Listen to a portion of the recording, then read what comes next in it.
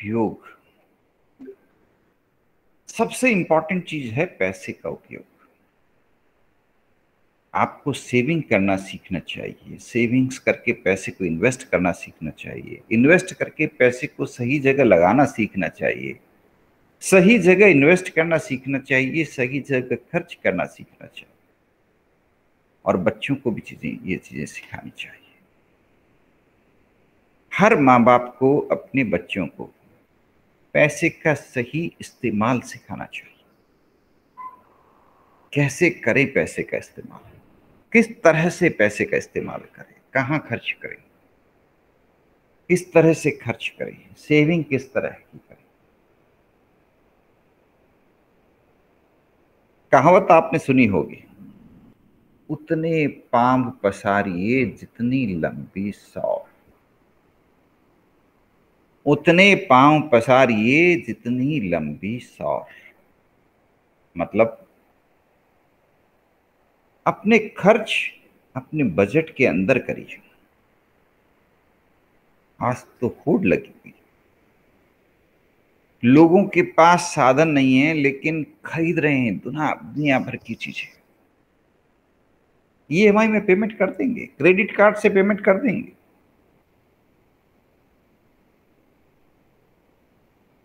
बाद में क्या होता है?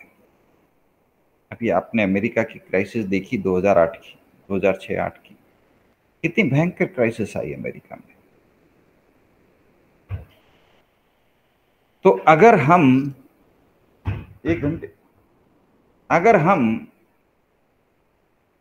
सही ढंग से पैसे का इस्तेमाल नहीं सीखेंगे, सही ढंग से निवेश करना नहीं सीखेंगे, बचत करना नहीं सीखेंगे, सही ढंग से इन्वेस्टमेंट करना नहीं सीखेंगे, निवेश करना नहीं सीखेंगे, हमें बहुत मिलेगा पैसा लेकिन सब ऐसे ही चला जाएगा। फिर बाद में बुढ़ापे में सिर्फ पछतावा रहेगा कि यार कमाया तो बहुत मगर ढंग से बचाया नहीं, ढंग से इस्तेमाल नहीं किया, ढंग से खर्च नहीं किया। वो रिग्रेट, वो पछतावा नहीं होना चाहिए। उस पछतावे का कारण क्या है समझिए आप। अभी भी आप अगर अपन देखते हैं ना कि हमारी जिंदगी में कितने रिग्रेट्स याद करते हैं, अरे यार स्कूल के अंदर स्पोर्ट्स में भाग नहीं लिया, अब पछतावा होता है। स्कूल के अंदर डिबेट कंपटीशन होता था, मैंने भाग नहीं लिया, अब पछतावा होता है। अपने स्कूल में इतनी बढ़िया काउंसलिंग होती थी मगर मैंने कभी गौर नहीं किया, अब पछतावा होता है। होता है। ऐसे ही अगर हम अपने भविष्य के लिए प्लान नहीं करेंगे, ड्रीम्स नहीं बनाएंगे, सपने नहीं बनाएंगे और उनके लिए पैसा पैसा जोड़ करके प्लान नहीं करेंगे तो ये लाइफ भी चला जाएगा ऐसे ही, और फिर सिर्फ रिग्रेट्स बचेंगे। फिर क्या होगा? हमें खुद प्लान करना है, हमें अपना बुढ़ापा कैसा चाहिए, हमें खुद प्लान करना है। हमें अपना बुढ़ापा किस तरह का चाहिए, किस तरह का जीवन चाहिए, किस तरह का बुढ़ापा चाहिए, किस तरह की ओल्ड एज चाहिए, किस तरह हमें हमें खुद प्लान करना चाहिए कि हमारे अंत समय हमारा कैसा बीते। अभी अखबारों में पढ़ा था, एक बूढ़े कपल थे, अपने बच्चों को खूब पढ़ाया, विदेश भेज दिया, बच्चे फिर विदेश में सेटल हो गए और वो बूढ़े कपल अपने बुढ़ापे में बिल्कुल अकेले, एकाकी और ऐसे ही बिल्कुल सुनसान जिंदगी जीते हुए इस दुनिया से विदा हुए। मुझे लगता है पहली तो गलती उन्होंने खुद ने की। देखिए, हम ये हमारा कर्तव्य है, हम अपने बच्चों को वो संस्कार दें, वो जिम्मेदारियां दें, वो रिस्पॉन्सिबिलिटीज दें, वो जीवन मूल्य दें, वो चीजें सिखाएं जो उनके लिए जरूरी है। तो साथ में उनको उनका आह्वान भी करें कि हमारा बुढ़ापा तुम्हारे कंधों पर बीतेगा, हमारा बुढ़ापा तुम्हारे कंधों पर बीतेगा।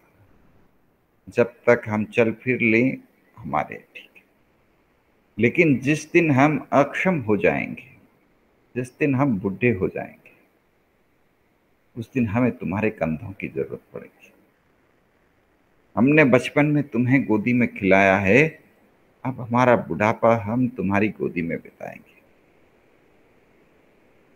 तो ये हम सबका कर्तव्य है, हम अपने बच्चों को भविष्य के लिए आह्वान करें, बच्चों से कम्युनिकेट करें। हमें अपने आप से भी कम्युनिकेट करना है तो अपने बच्चों से भी कम्युनिकेट करना है।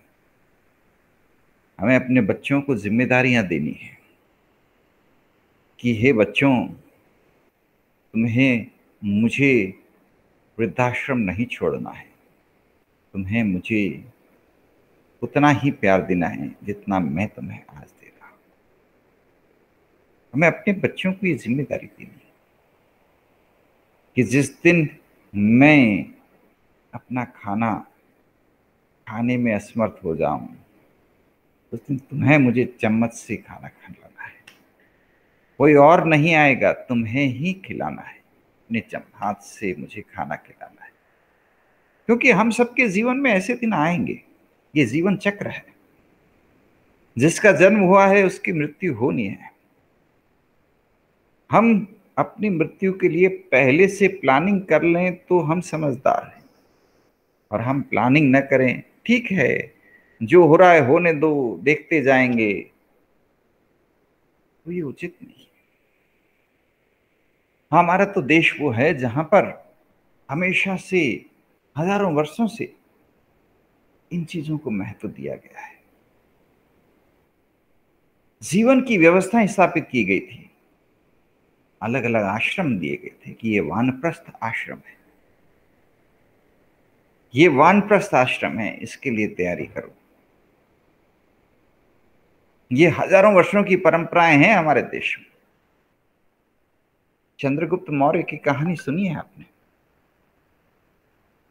चंद्रगुप्त मौर्य ने अपने जीते जी अपना पूरा शासन अपने बच्चे को, बेटे को सुपुर्द किया, संन्यास लिया, और सिर्फ संन्यास ही नहीं लिया, अपनी इच्छा से अपनी मृत्यु का वरण किया, अपनी इच्छा से हंसते हुए अपने प्राण त्यागे।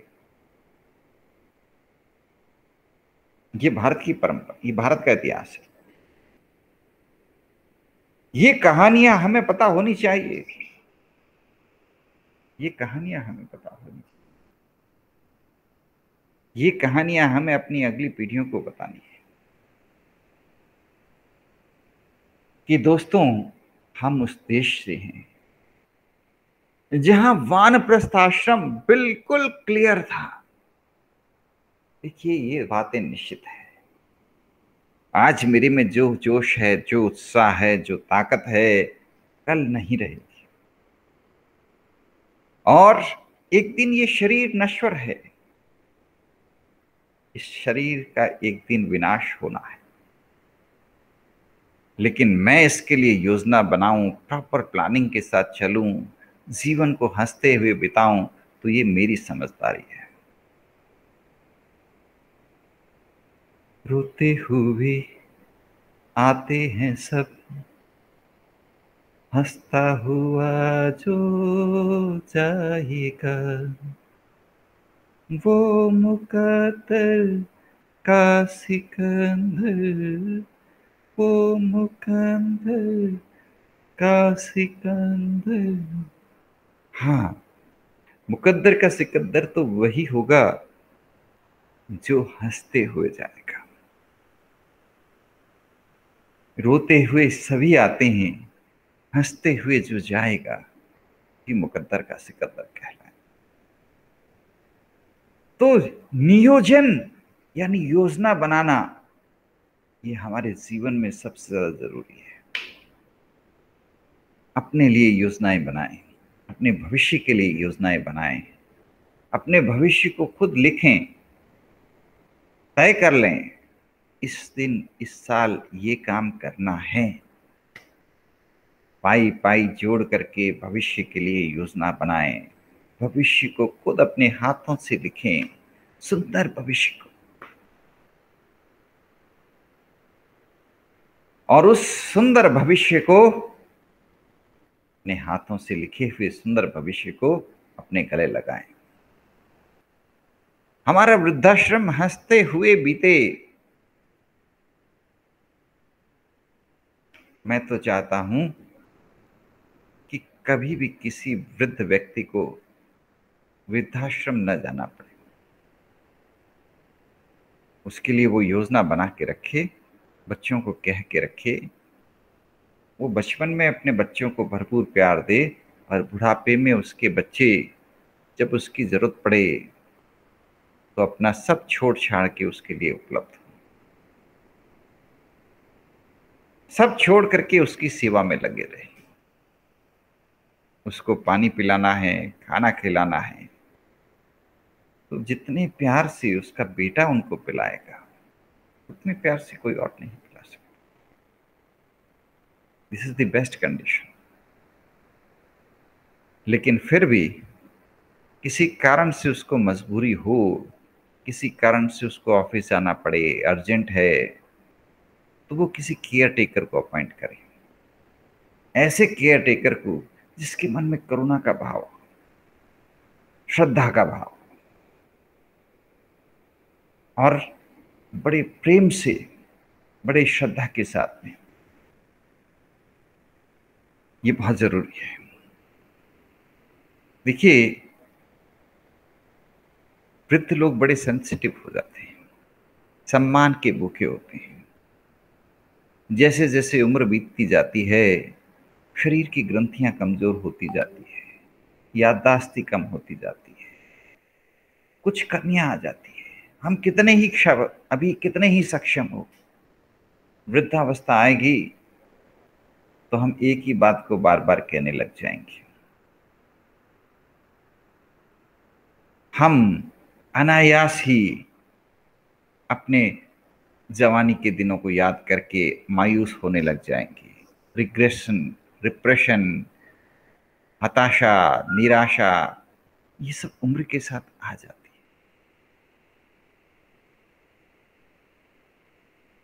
हम जानते हैं कि जब हम बच्चों के बुढ़ापे में क्या होता है, बच्चों की तरह जिद करने लग जाते हैं।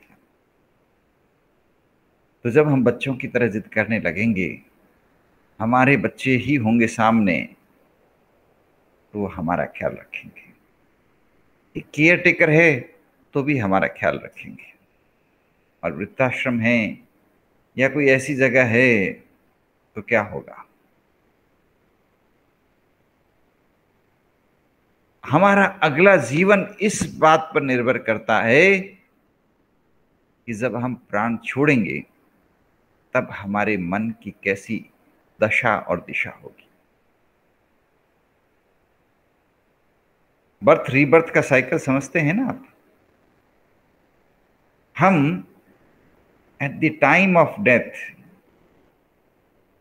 जिस प्रकार की सोच के साथ में होंगे, उसी अनुसार हो सकता है हमें अगला जन्म मिले। ऐसी भारतीय मान्यताएं हैं, ऐसी भारतीय दर्शन की मान्यताएं। तो हमें अगले जन्म में स्वर्ग तो तभी मिलेगा ना जब हमें श्रवण कुमार जैसे बेटे मिलेंगे। हमें अगले जन्म में तो स्वर्ग तभी मिलेगा ना जब हमें श्रवण कुमार जैसे बेटे मिलेंगे, जो हमारे आखिरी समय में भी हमारे साथ जुड़े रहेंगे, हमारी सेवा कर रहे होंगे। तो हम हंसते, अच्छी फीलिंग के साथ में, अच्छी थॉट्स के साथ में खुशी खुशी इस दुनिया से विदा होंगे। लेकिन अगर हमें ऐसे बेटे नसीब हुए जो हमारी तरफ देखेंगे ही नहीं, कह देंगे भाई मैं तो बिजी चल रहा हूं। तो फिर क्या होगा? फिर ये बुढ़ापा बड़ा मायूसी भरा होगा, कष्टों भरा होगा, दुख भरा होगा। भगवान ऐसा बुढ़ापा किसी को न दे। और हम में से हर व्यक्ति को बेहतरीन जीवन मिले, बेहतरीन बुढ़ापा मिले। हाँ। तो जीवन खूबसूरत बना रहे, ये बाई चांस नहीं होता दोस्तों। इसके लिए प्लान करिए, योजना बनाइए, और इस जीवन को खूबसूरत बनाना है, इसके अगले जीवन को भी खूबसूरत बनाना है। उसके लिए भी प्लान करके चलिए। बिल्कुल, मैं तो ये कहूंगा कि इसी जन्म नहीं, इसके अगले जन्म के लिए भी प्लान करके चलिए।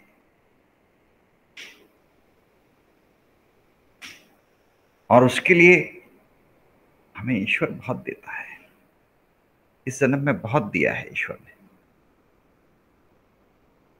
देखिए, प्राणी मात्र के प्रति अगर हम करुणा का भाव प्रदर्शित करेंगे, कभी रोटी बच गई, बाहर किसी भूखी गाय को खिलाएंगे,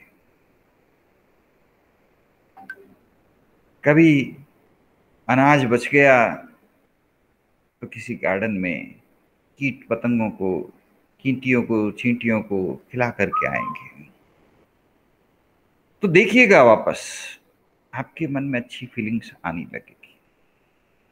आपके मन में अच्छी फीलिंग्स आने लगेगी, यानी आपने एक बेहतर भविष्य की तरफ कदम बढ़ा दिया है, एक बेहतर भविष्य के लिए योजना बना ली है, उस पर काम शुरू कर दिया है।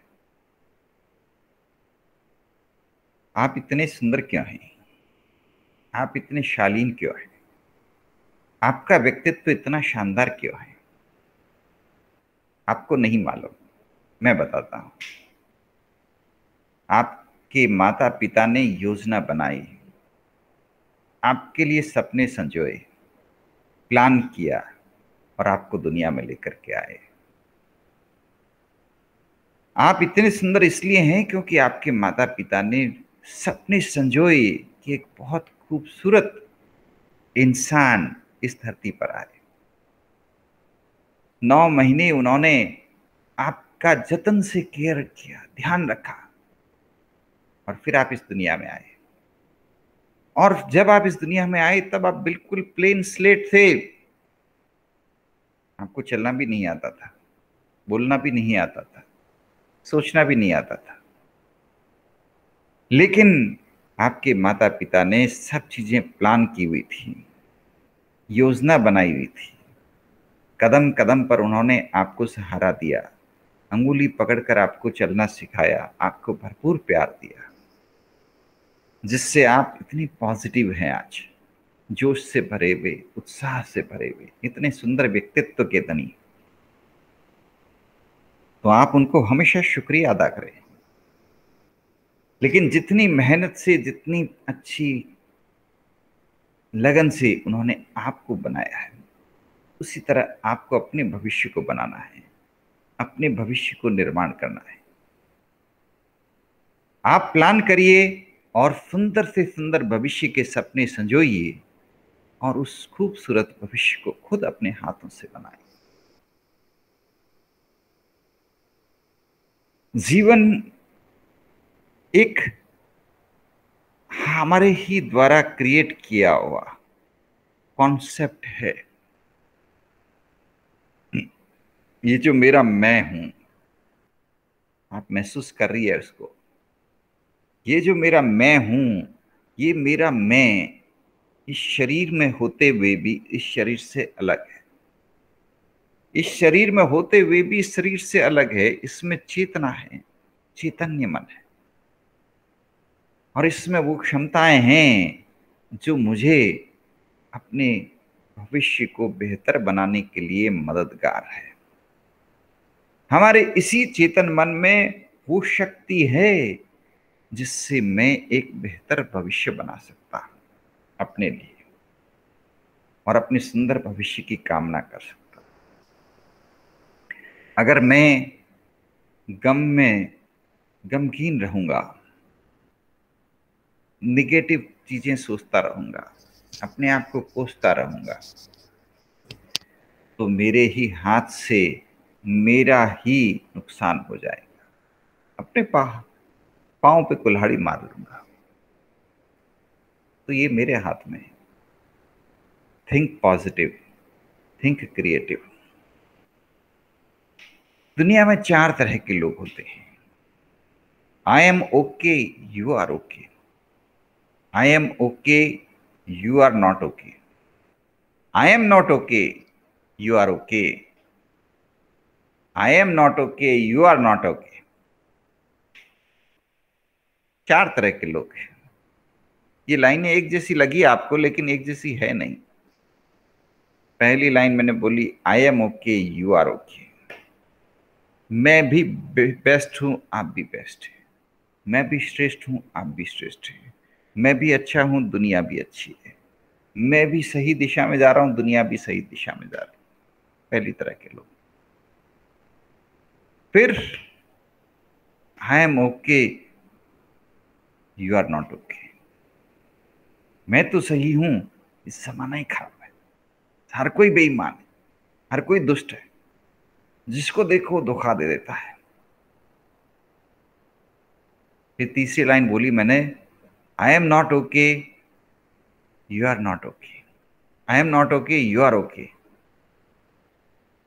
मैं ही बदकिस्मत हूं। शनि की 7.5 चल रही है। जो भी काम करता हूं गड़बड़ होता है। I am not okay, you are okay.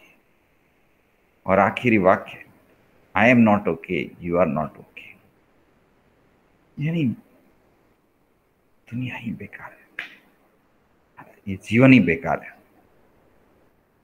इसी तरह भगवान उठा ले। जैसी मनोकामना करेंगे वैसी दुनिया होगी। भी दुनिया को देखने का चश्मा कैसा पहना है आपने? ये चश्मा है आपका। I am okay, you are okay, ये सबसे अच्छा चश्मा है। I am not okay, you are not okay, ये सबसे घटिया चश्मा है। कुछ नहीं दिखेगा आपको। मान लीजिए आपने एक हरे रंग का चश्मा पहन लिया। अब आप खुशी से पागल हो जाएंगे। हर तरफ आप कहेंगे देखो हरियाली है।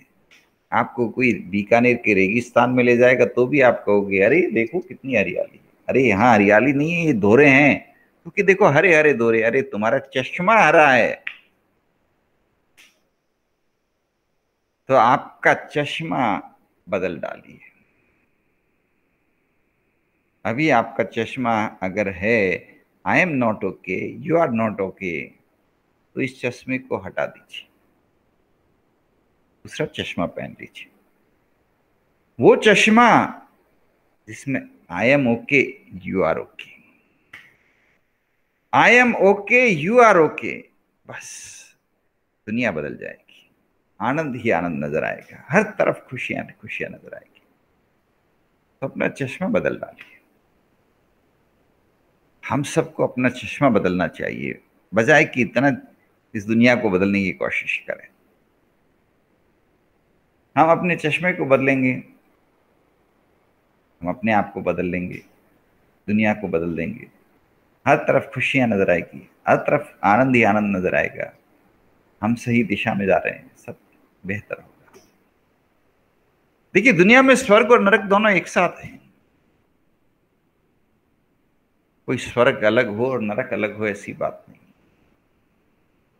वही आपका घर स्वर्ग है और वही आपका घर नरक है। जब आप आनंद और जोश और खुशियों से भरे होंगे तो यही आपका घर स्वर्ग से बेहतर नजर आएगा। और जब आप गमगीन होंगे, हताश होंगे, निराश होंगे, तो आपको यही घर नरक लगेगा। तो अपने इस घर को स्वर्ग बनाना आपके हाथ में, नरक बनाना आपके हाथ में। तो इसको स्वर्ग ही बनाओ ना, नरक काहे को बनाओ। वो काम करो जिसमें आपको राम मिले। राम मिले मतलब अपना आनंद मिले, अपना सुख मिले। आपके पास मान लीजिए 2 जॉब ऑफर है। एक जॉब में आपको 1 लाख रुपए महीना मिल रहा है, लेकिन वो काम है जिसमें मन नहीं है आपका, खुशियां नहीं है, दिन रात डांट खानी है। और दूसरा वो काम है जिसमें 1 लाख की जगह सिर्फ 50,000 रुपए कमाई है, लेकिन काम ऐसा है जिसमें दिन रात शाबाशी है, खुशियां हैं, आनंद है, हर वक्त आपके चेहरे पर मुस्कुराहट रहेगी। कौन सी नौकरी करोगे आप? है तो आपको करना है, डिसीजन आपका होगा, लेकिन मुझसे कहोगे तो मैं कहूंगा दूसरा वाला काम। हर वक्त खुशियां, हर वक्त आनंद, इससे बेहतर क्या होगा? वो काम जो आपके दिल की आवाज हो, वो काम जो करके आपको अद्भुत खुशियां मिले, जन्नत की खुशियां मिले। वो नौकरी जिसमें आपको लगे ही नहीं कि मैं नौकरी कर रहा हूं। वो नौकरी जो इबादत से बेहतर, मजा आ जाए। यानी जिस काम को करने में आप अपने रब के साथ हो, अपने ईश्वर के साथ हो, अपने राम के साथ हो, उस काम को ले ना। तनख्वाह 2 रुपए कम मिले कोई बात नहीं। ये जो हमारा आज का पल है ये दोबारा थोड़ी मिलेगा। ये जो आज मिनट बीत रहा है, ये जो आज का टाइम हमारा बीत रहा है, ये मिनट हाथ से गुजर गया, गुजर गया, फिर वापस नहीं आएगा। तो अपने हर पल को, अपने हर मिनट को, अपने हर सेकंड को अपने रब के साथ बिताओ ना, अपने ईश्वर के साथ बिताओ, अपने राम के साथ बिताओ।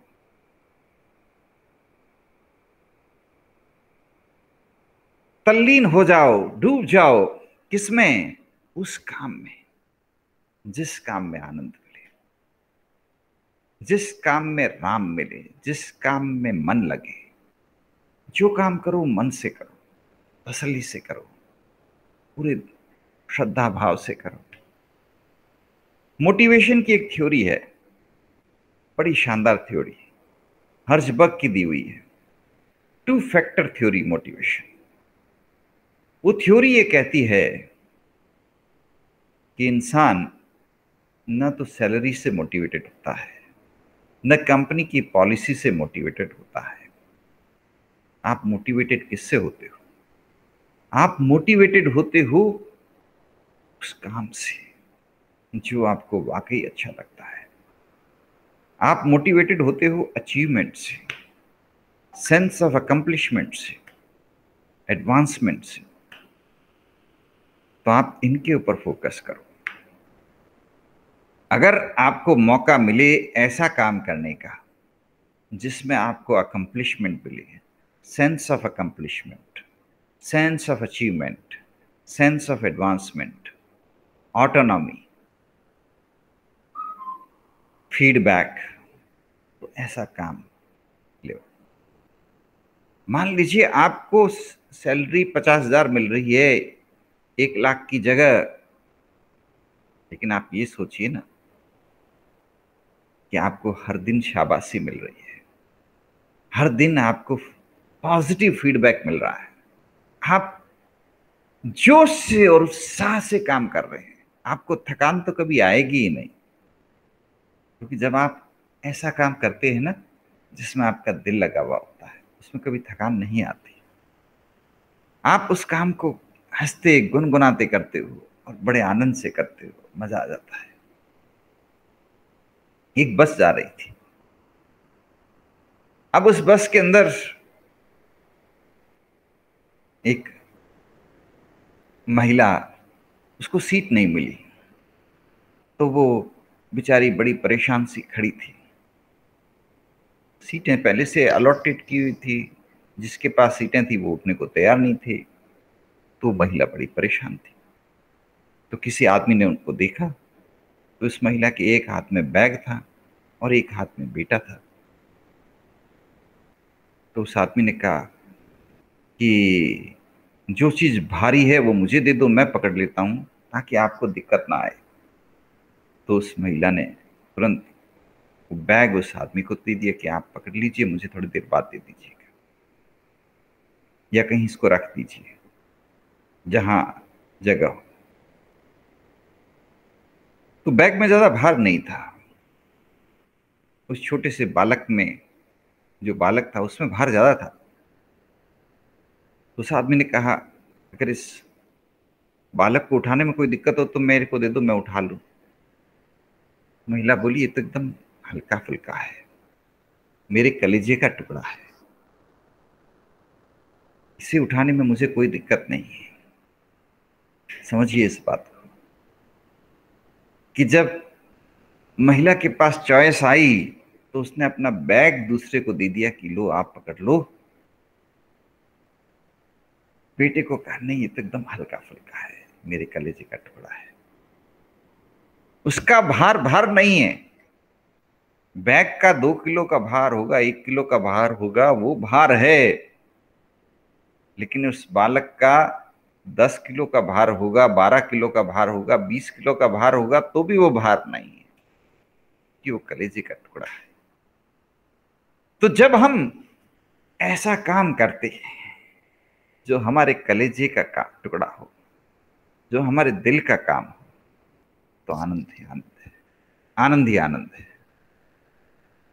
तो हमारे पास में दो ऑप्शन है। एक ऑप्शन है कि ऐसा काम जिसमें तनख्वाह ज्यादा है, और एक ऐसा काम जिसमें तनख्वाह कम है लेकिन हर दिन शाबाशी है, दिल का काम है, हमारा दिल से जुड़ाव है, बड़ी खुशी मिलती है काम करते।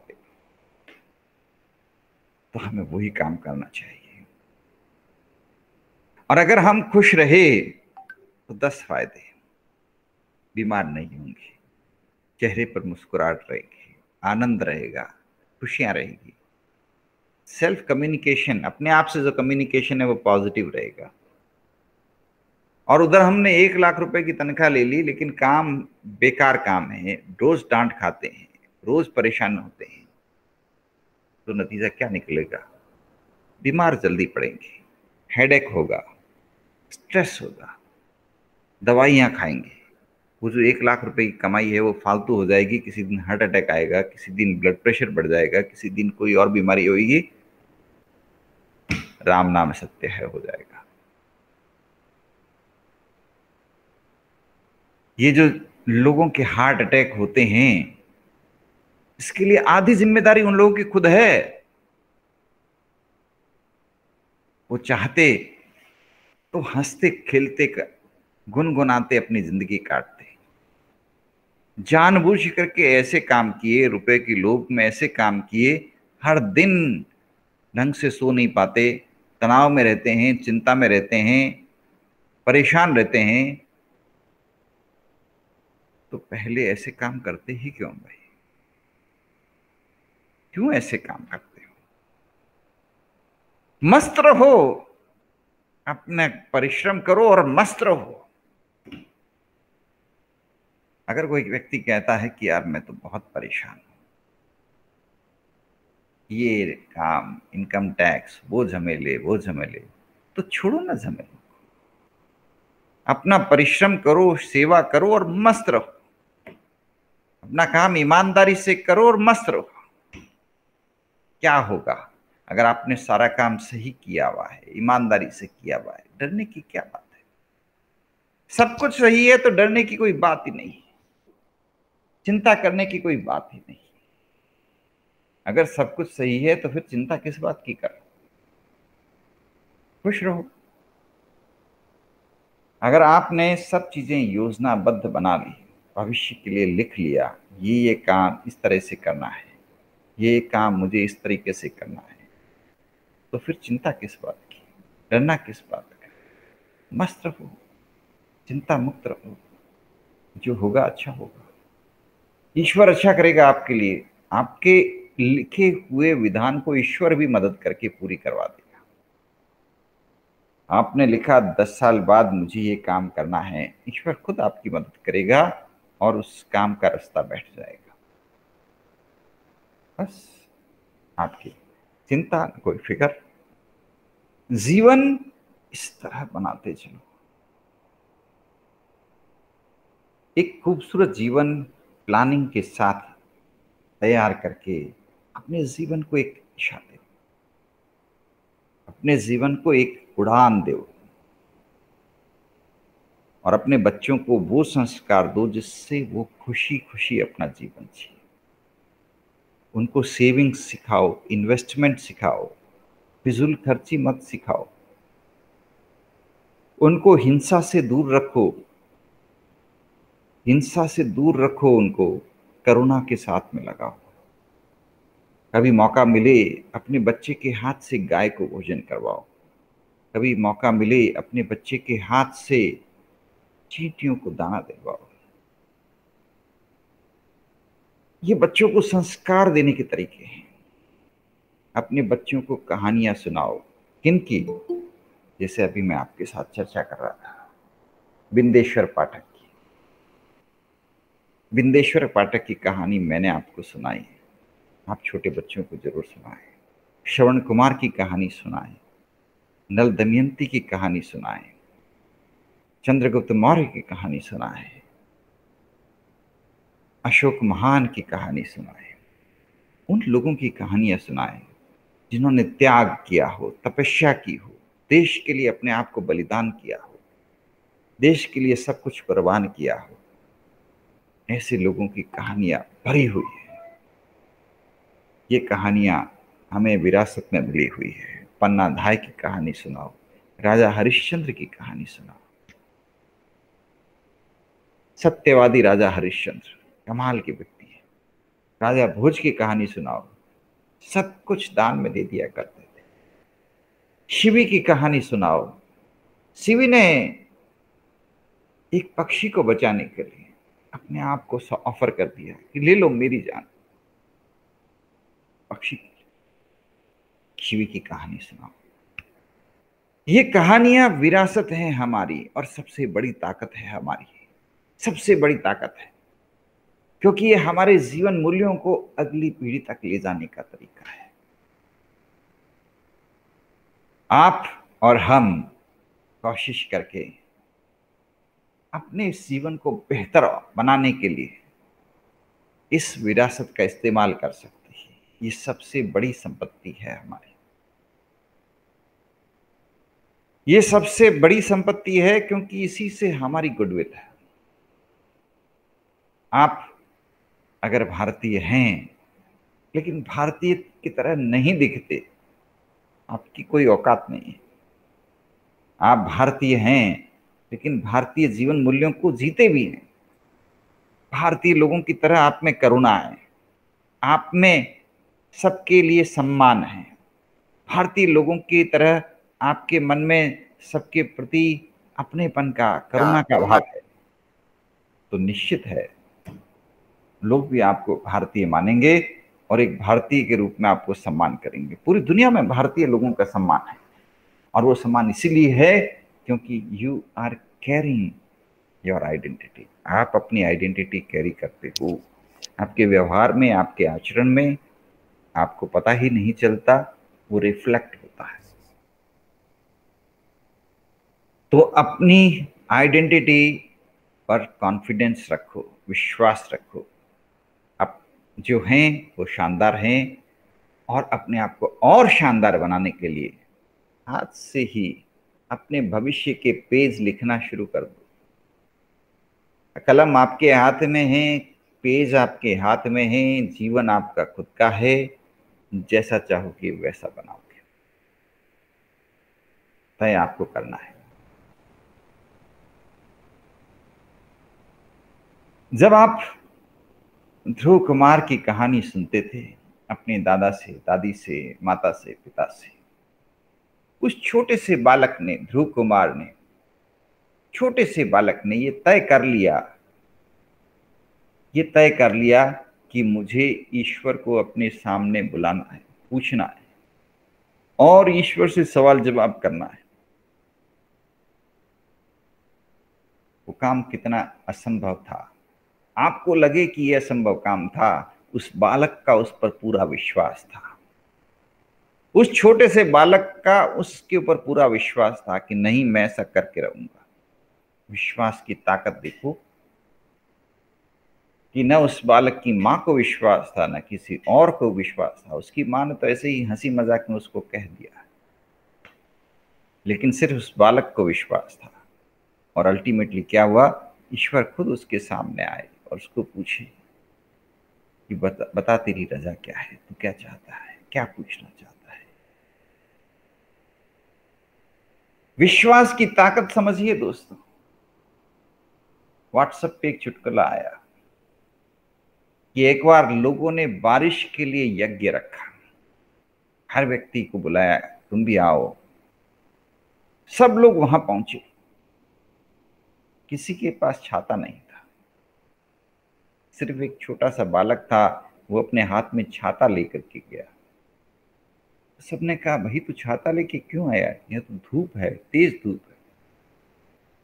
तो बोला, मैं भगवान से बारिश मांगूंगा, बारिश आएगी, फिर मैं भीग जाऊंगा ना, इसलिए मैं छाता लेके जा रहा। और उसके विश्वास की ताकत जबरदस्त थी, बारिश आई।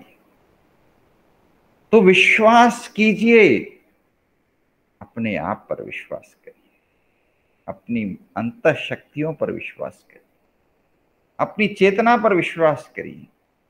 अगर आप मानते हैं कि आपकी इसी चेतना के अंदर ईश्वर मौजूद है, आप खुद एक ईश्वर हैं, तो फिर इस चेतना के हर संकल्प पे विश्वास करिए, इस चेतना के हर संकल्प पे विश्वास करिए और अपने मन से पूरे विश्वास के साथ एक सकारात्मक भविष्य के लिए, एक पॉजिटिविटी के लिए, एक बेहतर भविष्य के लिए संकल्प लीजिए और उस संकल्प को पूरा करिए। उस संकल्प को अपने जीवन का आधार बनाइए। निश्चित रूप से जो संकल्प आप इस पवित्र मन से, इस चेतन मन से लेंगे, वो संकल्प जरूर पूरा होगा, जरूर पूरा होगा। आप एक बेहतर दुनिया को बनाना आपके हाथ में है, एक बेहतर जमाने को बनाना आपके हाथ में है। हम पहले से ही इस दुनिया, इस खूबसूरत स्वर्ग में है और इस स्वर्ग को और सुंदर बनाना आपके हाथ में है। इससे बेहतर स्वर्ग क्या होगा, इससे बेहतर दुनिया क्या होगी, इससे बेहतर दुनिया क्या होगी जहां हमें इस प्रकृति के साथ में प्यार करना सिखाया जाता है। हम प्रकृति के साथ प्यार करेंगे, ये प्रकृति हमें इतना प्यार देगी, इतना प्यार देगी, पूछो। आप मन में सिर्फ सोचिए, ऐसा करना नहीं है, आप सोचिए कि जब आप सोचिए सामने कोई गाय दिखे तो मन में सोचिए कि मैं इस गाय को एक रोटी दूंगा, ये भूखी गाय है, इसको गुड़ दूंगा। सोचिए बस। थोड़ी देर में आप देखेंगे कि वो गाय बड़े ही प्रेम से, बड़े करुणा भाव से आपकी तरफ देख रही है, आपके पास आ रही है। घबराइए मत, वो मारेगी नहीं आपको। ये प्रकृति है। प्रकृति इतनी जल्दी से एक दूसरे को रिस्पॉन्ड करती है कि आप कल्पना भी नहीं कर सकते। और आप मन में एक बार सोचिए, ये गाय दिख रही है ना, इसको मैं एक डंडे से जोर से मारूंगा, इतनी तेज मारूंगा कि इसका खून निकल जाएगा। सोचिए बस इस वक्त, और अगले ही पल आप महसूस करेंगे कि वो गाय जो आपको देख रही है ना, वो आपसे दूर जा रही है, घबरा रही है। ये जीवन है, यही जीवन है। निर्जीव में ये बातें नहीं होती, यही जीवन है। वही आत्मा, वैसा ही ईश्वर जो आपके अंदर है वैसा ही इस गाय के अंदर है। ये चेतना फैली हुई है चारों तरफ। इस चेतना को महसूस कर सको तो महसूस करो, और इस चेतना के साथ एकाकार हो। चेतना के साथ, जड़ के साथ नहीं, चेतना के साथ। जड़ भी है और चेतना भी है। अब आप अपने अंदर की चेतना को पहचानो, उसके साथ एकाकार हो, और इस चेतना के साथ अपने आप को एकाकार करो। ये दुनिया गिव एंड टेक है। आप इस दुनिया को भरपूर प्यार दो, ये दुनिया आपको वापस भरपूर प्यार देगी। आप इस दुनिया के साथ तन्मयता के साथ, आत्मीयता के साथ सबका भला सोचो, और ये दुनिया भी आपके लिए, आपके मंगल कामना के लिए सोचेगी। सोचिए, अगर कोई कहे कि हम सब विनाश की तरफ जा रहे हैं, तो यकीन है वो सही बोल रहा है, बिल्कुल सही बोल रहा है। निकट भविष्य में ही विनाश आएगा, उसको वाकई विनाश का आभास होगा।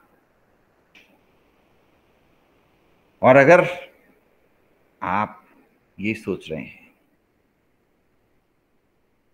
कि हम ईश्वर के नजदीक जा रहे हैं, चारों तरफ खुशियां ही खुशियां आने वाली हैं, कुछ अच्छा होने वाला है, यकीन मानिए कुछ अच्छा होने वाला है। मुझे पता नहीं चलेगा, आपको जरूर पता चलेगा, क्योंकि विश्वास आपका है, इमेजिनेशन आपकी है, चेतना आपकी है। हम सब अपने भविष्य, सुंदर भविष्य को बनाने के लिए ये छोटे छोटे काम कर सकते हैं। इस जीवन को बेहतर बनाने के जितने विकल्प हमारे अपने हाथ में हैं, उतने और किसी के हाथ में नहीं, किसी के हाथ में नहीं। ये जो हमारे हाथ हैं, ये हाथ हमें कई बार बचपन में सिखाया जाता था ना, नन्हे मुन्ने बच्चे तेरी मुट्ठी में क्या है, मुट्ठी में है तकदीर हमारी, हमने किस्मत को वश में किया है। तो हम अपने परिश्रम से, अपने पसीने से,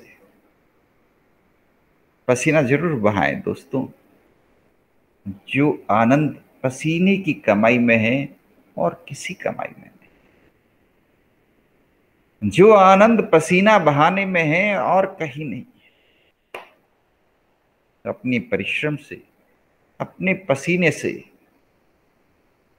हमें जीवन में वो काम करने हैं, उन ऊंचाइयों को हासिल करना है,